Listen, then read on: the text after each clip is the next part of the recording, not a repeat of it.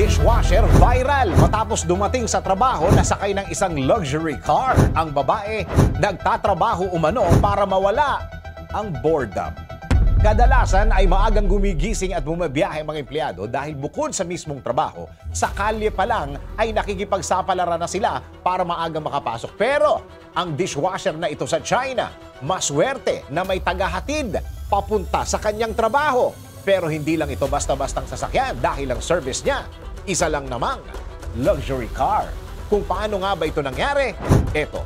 Pinag-uusapan ngayon sa social media ang isang babae mula sa Chengdu City matapos kumalat sa isang Chinese platform ang picture at video nito na bumaba mula sa isang magara at makintab na luxury car na nagkakahalaga ng $400,000 o mahigit 26 million pesos.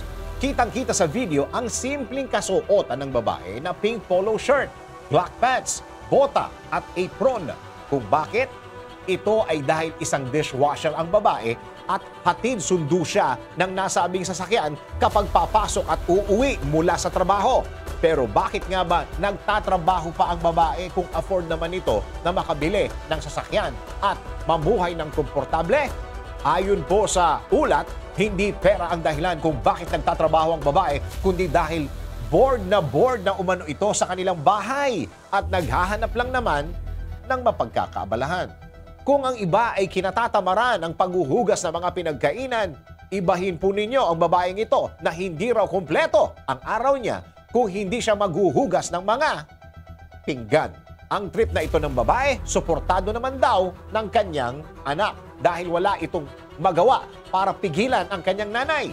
Hinahatid at sinusundo na lang niya ito sa trabaho. Kung iisipin, pwede namang magpahinga o mag-retire na lang ang babae, lalo na at may kaya naman ito sa buhay. Pero hinahangaan ito ngayon sa social media dahil mas pinili nito na magtrabaho para makasalamuha sa mga tao araw-araw sa halip na magkulong sa kanilang bahay. Ikaw, anong paraan ang ginagawa mo para mawala ang boredom mo? DWIZ Research Report. Report. Thank you for watching. Tuloy lang ang panonood at pakikinig ng tamang balita sa DWIZ News, DWIZ News FM Regional, DWIZ News TV, Aliw Channel 23, nationwide. Mag-follow, like, subscribe at i-share ang aming mga social media accounts.